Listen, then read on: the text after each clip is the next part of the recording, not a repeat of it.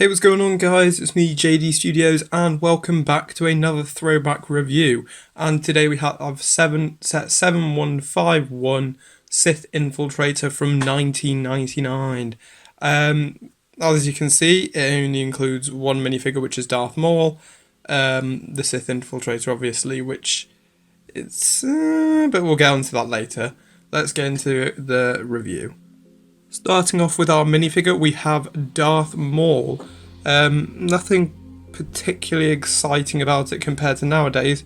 However, I do remember getting this in the second iteration of the Sith Infiltrator, and it was cool. It was awesome back in the day.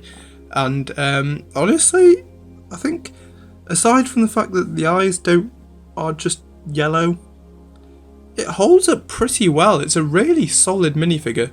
It comes with a hood, obviously, no back printing on the torso or headpiece, but altogether it's a really good minifigure. It also comes with a double-bladed lightsaber, but I'll get to that later.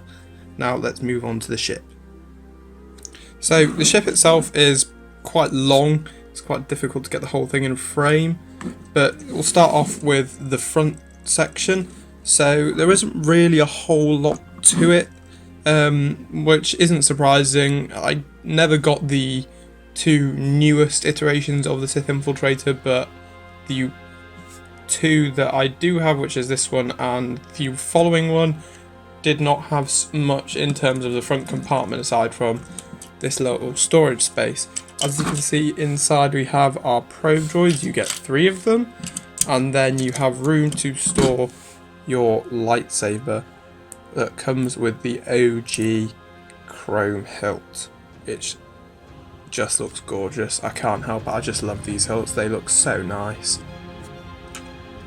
And it just closes on a hinge. Unfortunately though, it does show a gap, and you can see the red through it. It's not amazing, but yes, what do you really expect from 1999?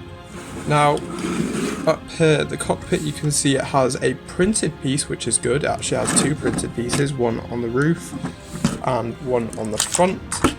The cockpit actually does quite detach from the back quite easily because they are just slotted on these pegs. It's not much to look at, and then if you go back through it, apologies, but I did say there was 2 printed pieces, there's actually 3, and it's this rear cockpit piece. Now, opening it up, it has a speeder bike inside. It's pretty basic as this. We got this speeder bike in another set in the wave, the Jedi Duel Encounter on Tatooine. I'm not really sure what the name of the set is. I've got it somewhere. But our Darth Maul just sits comfortably in his little seat. The only problem I do have with this is the cape. It bends the cape and stuff, and it doesn't work so well with the cape. I usually just take the cape off and store it in the main compartment. Oops, daisy. There we go. Looks much nicer without the cape, although the cape does kind of look cool. And then I usually just pop the cape with the lightsaber and it closes perfectly fine. And then we just take our speeder and slot it in. But first, let's have a look at the inside. There is absolutely nothing in there.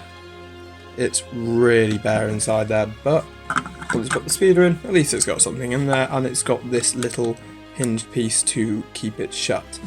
Now, the wings do fold out.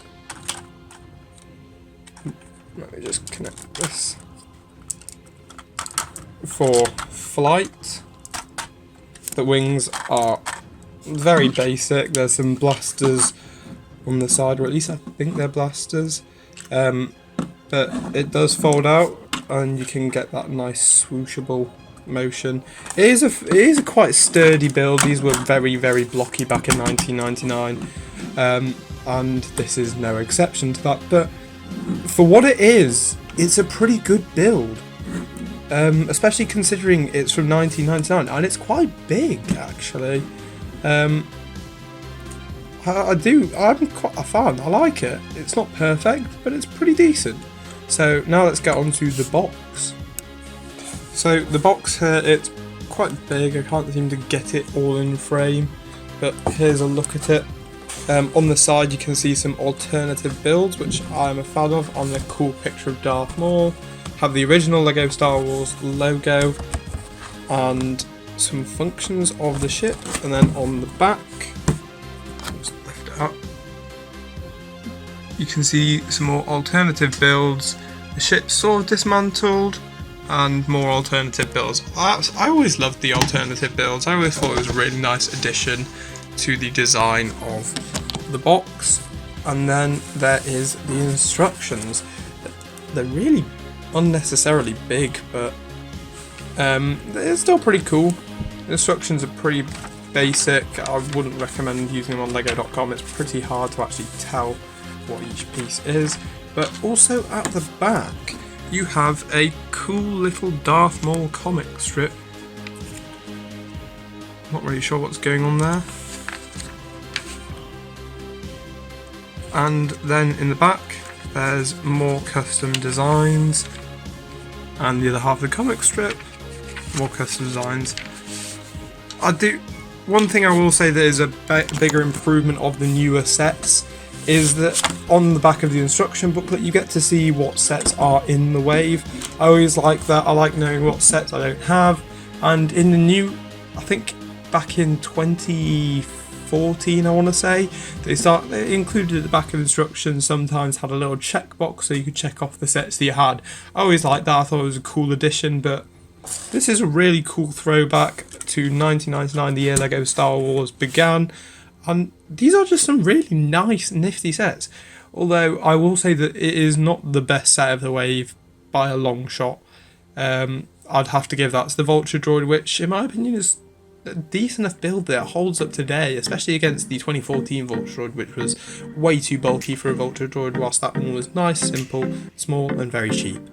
But yeah, I hope you guys enjoyed this review. Leave a like if you did, comment, subscribe, and I'll see you guys next time.